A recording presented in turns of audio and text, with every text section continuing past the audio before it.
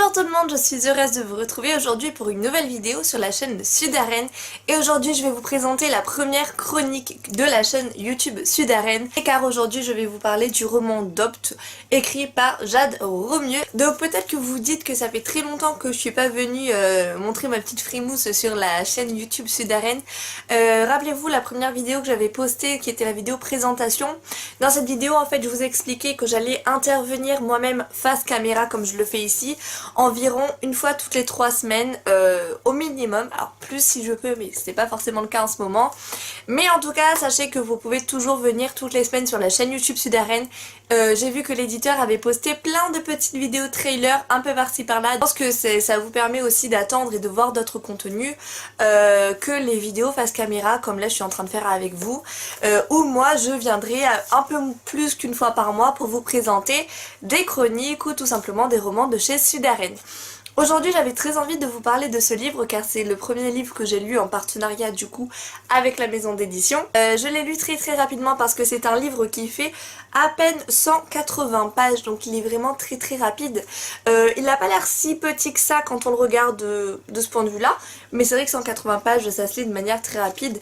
Ce roman du coup je vais commencer par vous lire le résumé et après on va justement discuter un petit peu de ce résumé, de ce qu'il laisse entendre et ce qu'au contraire il ne dévoile pas et ce qu'on découvre tout au long du roman. Donc je vais commencer par une petite lecture.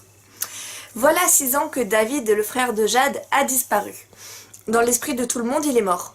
Mais alors qu'elle tombe dans un tableau qu'elle a peint et qu'elle rencontre des gens qui cherchent à l'aider, tout redevient soudain possible quand elle croise son frère. Cependant, tout se complique au moment où elle apprend le secret qui pèse sur la disparition de son jumeau. Entre doute et incompréhension, sera-t-elle assez forte pour affronter les obstacles qui se dressent sur son chemin ?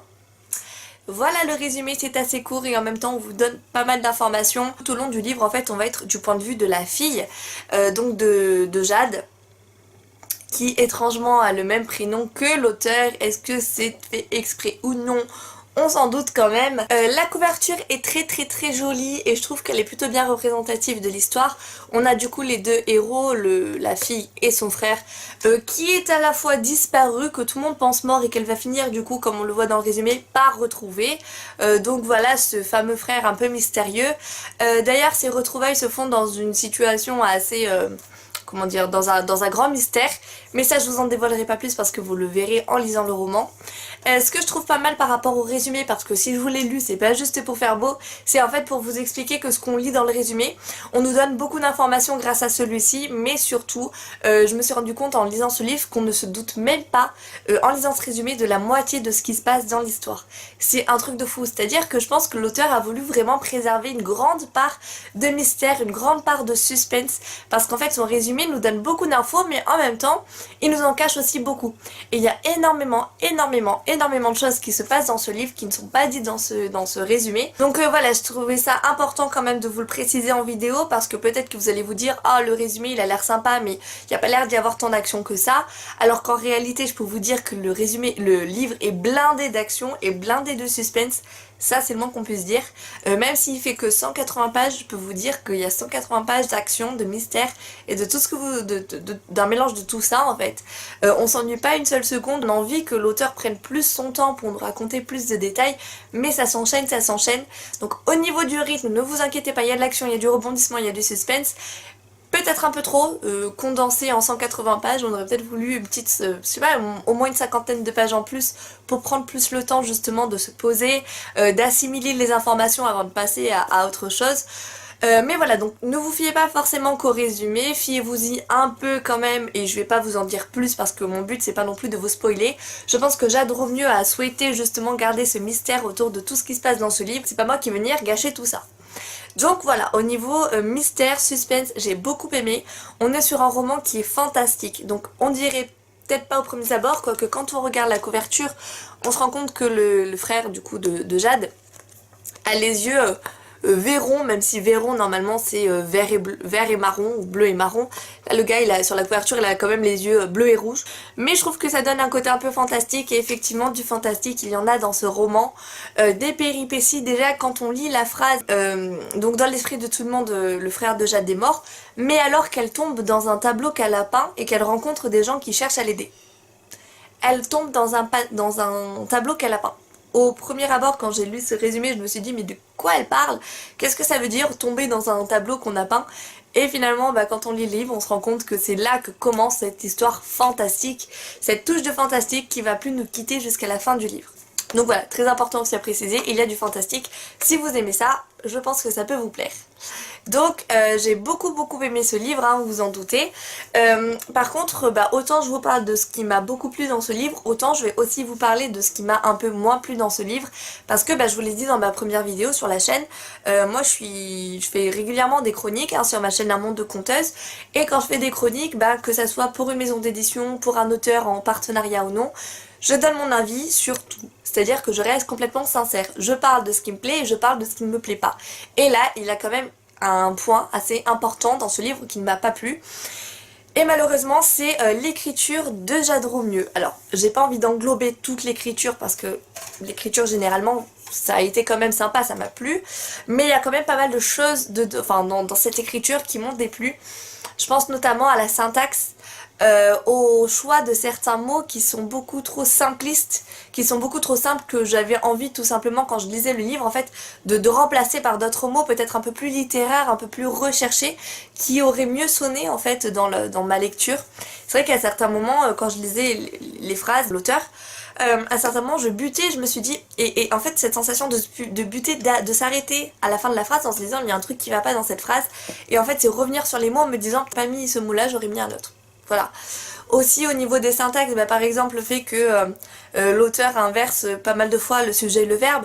Je pense notamment, admettons, hein, je l'invente, hein, mais c'est un peu du même ordre que ce qu'on retrouve dans ce livre.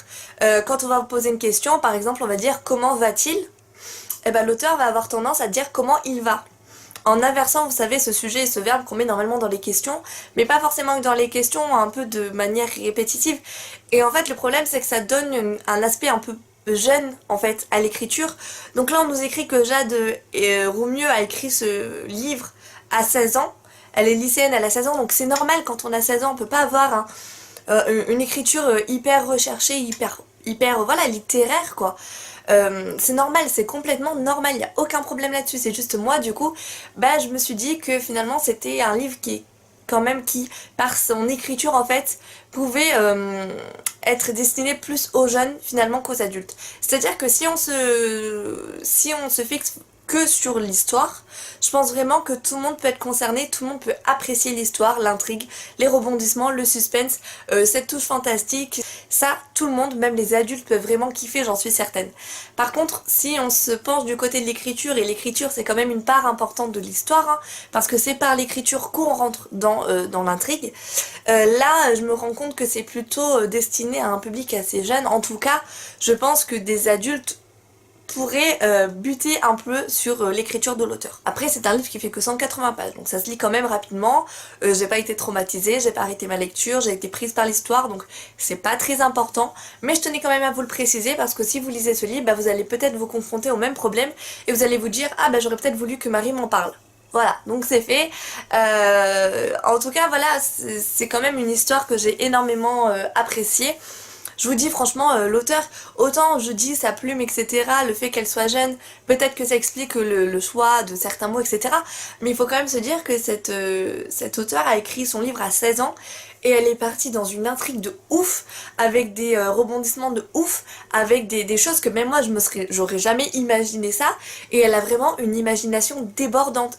Donc ce livre je vous le recommande, peut-être plus pour un public adolescent, jeune adulte. Donc n'hésitez pas à me dire en commentaire ce que vous pensez de ma chronique. Est-ce que ça vous a donné envie de lire ce livre ou non? Est-ce que vous l'avez déjà acheté? Est-ce que vous comptez l'acheter, etc. Donc dites-moi tout ça en commentaire. En tout cas voilà, moi j'espère que ma chronique vous aura plu, ma manière de vous présenter ce premier roman Sudarène vous aura plu.